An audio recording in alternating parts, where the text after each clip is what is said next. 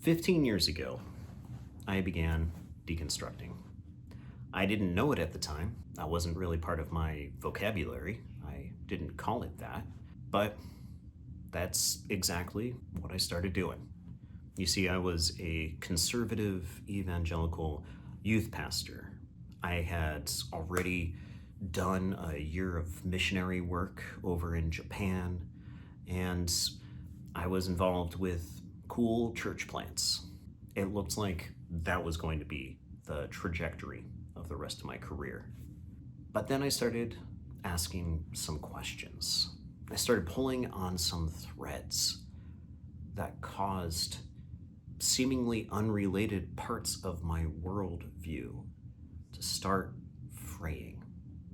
Questions like, what do we do with our colonial past? How does it show up today? What about hell? Is hell real? Is it a good thing for an all-loving creator God to send us to? What does it mean to be saved? What about the role of women in the church? Or even the role of women in their own households?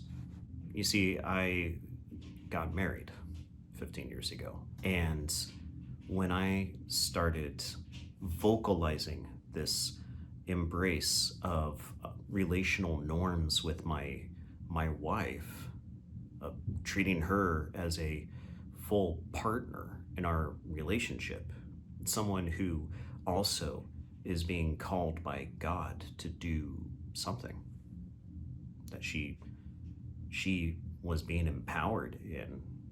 Well, I started butting heads with church leaders. And as I asked questions like those, I found myself losing almost all of the support I had had before. So many of my colleagues wrote me off.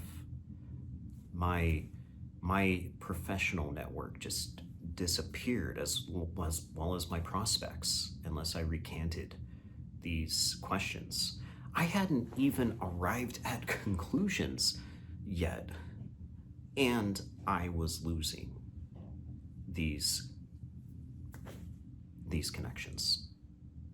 I lost my mentors, the folks who told me that they'd have my back through anything. Previous youth pastors, senior pastors, Bible college professors, just gone. And it hurt. It hurt bad. My spouse and I had to rebuild so much of our lives after this. And I have to tell you, it was the best thing we ever did. Remaining in those systems today, I'd be a very, very different person. Now, we have so much more support than we ever had back then, with people who love us for who we are, and that we get to love for who they are, not who I want them to be, not in the hopes that they change, but for who they are right now. We have 2 kids, and they're loved and accepted and affirmed in the same way. And we have this beautiful church that I get to be a pastor of right now. And folks come with all of their questions and eccentricities, and we want it.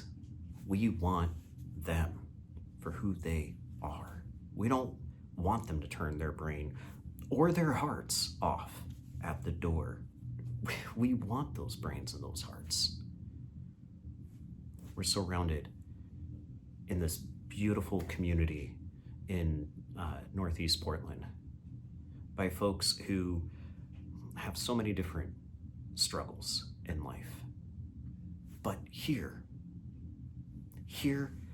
they just get to be a part of our community, and we get to be a part of theirs.